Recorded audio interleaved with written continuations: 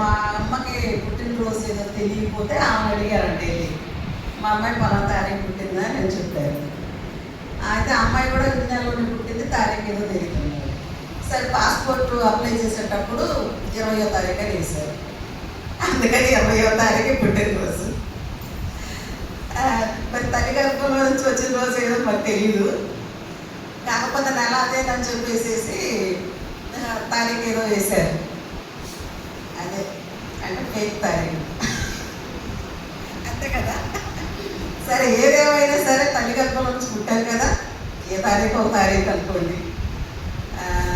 సరే అయ్యగారు ఒక మాట చెప్పారు కదా, నేను దానికి ఒక మాట చెప్పాలనుకుంటాను. ఆత్మీయతలో పుట్టాలి అని అన్నారు కదా. అసలు తల్లి గర్భంలో నుంచి మానవునిగా బయటికి రాకపోతే అసలు ఆత్మీయతలు ఎక్కడ పుడతామండి? అది కూడా ప్రశ్నే కదండి కదా. మనిషిగా పుట్టాం కాబట్టి, ఆ మనిషి పాపం చేశారు కాబట్టి ఆ పాపాన్ని తొలగించుకొని ఆత్మీయతలో పుట్టాలి. అసలు మనిషే పుట్టకపోతే లేదు కదా. అందుకని ఎట్టో కట్ట తల్లి గర్భం నుంచి పుట్టాము. పుట్టడం ధన్యమే కదా. మనిషి అంటూ ఒక నరుడు లోకానికి వచ్చారు కదా. వచ్చారు కాబట్టి ఆత్మలో పుట్టాలి, అంతే కదండి. రాకపోతే పుట్టేది లేదు. కాబట్టి ఈ జన్మ కూడా ప్రాముఖ్యమే కదా కదండి కదా. అయ్యగారు ఒప్పుకోరు దానికి, కానీ ఒప్పుకోవాలి ఖచ్చితంగా. ఎందుకంటే మనుషులు పుట్టకపోతే ఇంకా ఆత్మీయత ఎక్కడ, భక్తి ఎక్కడ, అసలు ఏముంటుంది? పుట్టారు కాబట్టి ఆత్మలో పుట్టాలి. అయితే దేవుడు 8 సంవత్సరాలు ఆయన కృపలో భద్రపరిచి క్షేమంగా ఆరోగ్యంగా ప్రతిదినము కాపాడుతూ ఈరోజు వరకు, అంటే ఈరోజు ఈ క్షణం వరకు దేవుడు ఇచ్చినటువంటి ఆ కాపుదల, భద్రత, ఆయుష్, ఆరోగ్యాన్ని బట్టి దేవుడికి వందనాలు, స్థుతులు చెల్లించుకోండి. ఆయనకే మహిమ.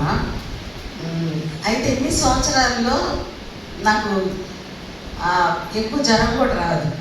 అంటే నేను నా గొప్ప కోసం చెప్పట్లేదు, మామూలుగా మీ అందరి ముందు నిలబట్టాలి కాబట్టి, ఏదో చెప్పాలి కాబట్టి ఖచ్చితంగా చెప్పాలి అంతే.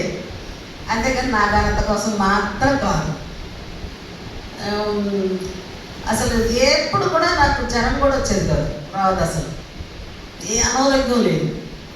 ఈ మధ్యకాలంలో షుగర్ వచ్చింది అంతే తప్ప ఏ అపాయం కానీ, ఏ యాక్సిడెంట్లు కానీ, ఏ మరణకరమైన జబ్బు కానీ, మరి ఇంకా వేరే రకాల ఆపరేషన్లు కానీ ఇంతవరకు ఏది నాకు జరగల. ఒక్క టుబిట్ని మాత్రమే జరిగింది పిల్లలు పట్టుకుండా. దేవుడు నిజంగా నేను ఎప్పుడు అనుకుంటాను అనమాట, ఇన్ని సంవత్సరాలు దేవుడు అసలు ఎలాంటి అపాయానికి, ఎలాంటి వ్యాధికి గురి కాకోకుండా ఇన్ని సంవత్సరాలు ఆయన నన్ను కాచి కాపాడారు. అందుకని ఎప్పుడు స్తుతులు చెల్లిస్తాను అనమాట. నాతో పాటు వాళ్ళు ఒక్కొక్కళ్ళు నేను ఆపరేషన్ చేయించుకున్నప్పుడు వాళ్ళు కూడా ఆపరేషన్ చేయించుకున్నారు. వాళ్ళు తర్వాత 3 ఆపరేషన్లు చేయించుకున్నారు. ఆ కుట్లు కలప ఒకసారి, ఇంకొకసారి ఏమో ఆ చీములు పట్టి ఒకసారి, చాలా. కానీ నాకైతే అసలు వెంటనే మారిపోయినాయి. అది కూడా పెద్ద ప్రాబ్లంగా లేదు నాకు. కాబట్టి దేవుని కృప ఎందుకో మరి నాలో మరి ఏ మంచి లేదు. నాకు అయితే నేను అనుకుంటున్నాను ఏ మంచి లేదు. మరి దేవుడి దృష్టికి నేను ఎలా ఉన్నానో నాకైతే తెలియదు. కానీ మరి దేవుడు ఎందుకో మరి నన్ను అంత ప్రేమించి ఇంత సుఖవంతమైనటువంటి జీవితాన్ని, ఆరోగ్యకరమైన జీవితాన్ని నాకు ఇచ్చి నన్ను నడిపిస్తున్నారు.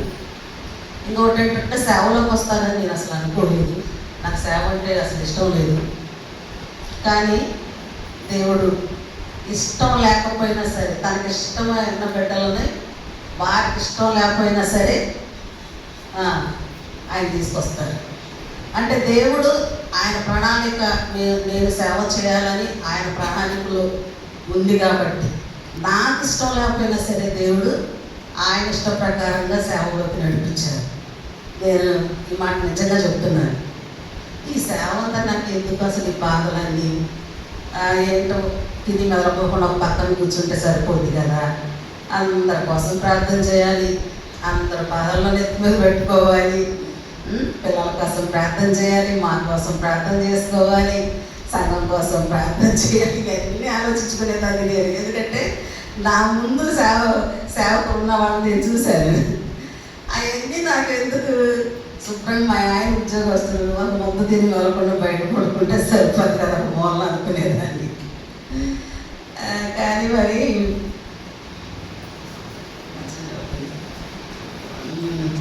కొంతమంది తల్లిదండ్రులు అంటూ ఉంటారు కదా, నేను దేవుని సేవకి సమర్పించుకున్నారా, నువ్వు మాట అనుకోకుండా దేవుని మాట అనుకుండా తిరుగుతున్నావు కాబట్టి నీకు ఏదో ఒక భయం తెచ్చైనా కాలైనా చెయ్యని ఎరగొట్టి ఆయన సేవలోకి నడిపించుకుంటారు అని అంటారు కదా కొంతమంది. కొంతమంది అంటే దేవుని బిడ్డలని దేవునికి సమర్పించుకున్నవాడు. అట్లాగే మరి నన్ను అవన్నీ ఎరగొట్టలేదు, కానీ మొత్తానికి సేవలోకి తీసుకొచ్చారు. ఈ అంటే లాస్ట్ దినాలని నేను అంటలేదులే, కానీ చాలా ఊళ్ళు తిరిగాం మేము సేవ కోసం. ఫస్ట్ మా ఊళ్ళో సేవ స్టార్ట్ చేసాం, తర్వాత లోపలికి నా ఊళ్ళో సేవ స్టార్ట్ చేసాం, తర్వాత గుంటూరు నుంచి మళ్ళీ వచ్చేసాము, పాల్ ఫ్యాక్టరీ ఉన్నాము. అక్కడ ఒక పద్మ వాళ్ళు అక్కడే దొరికారు మాకు. అక్కడ ఉన్నప్పుడే వాళ్ళు రక్షించబడ్డారు.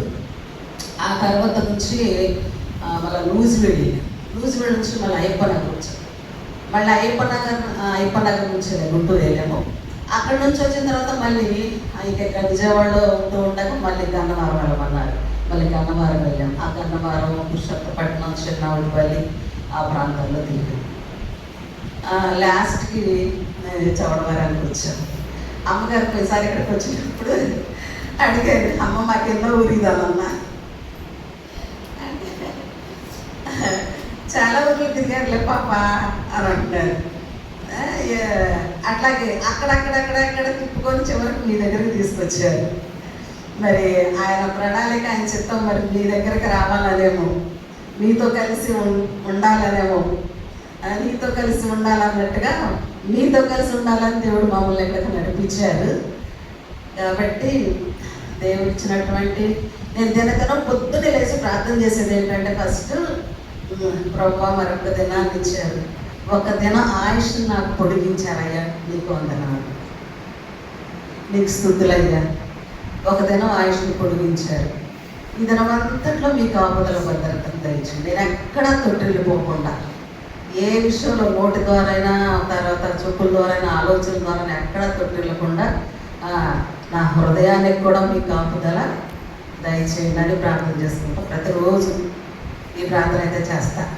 కాబట్టి దేవుడిని సంవత్సరాలు ఆయుష్నిచ్చి, ఆరోగ్యాన్ని ఇచ్చి, క్షేమాన్ని ఇచ్చి, నలుగురు బిడ్డల నుంచి బిడ్డలందరికీ క్షేమాన్ని ఇచ్చి, ఈ దినానికి, ఈ క్షణానికి ఈ రీతిగా నిలబడి మీ ముందు మాట్లాడటానికి ఇచ్చినటువంటి ఈ భాగ్యాన్ని బట్టి కూడా దేవునికి స్తుతులు చెల్లించుకుంటున్నా. అందరికీ వందనాలు.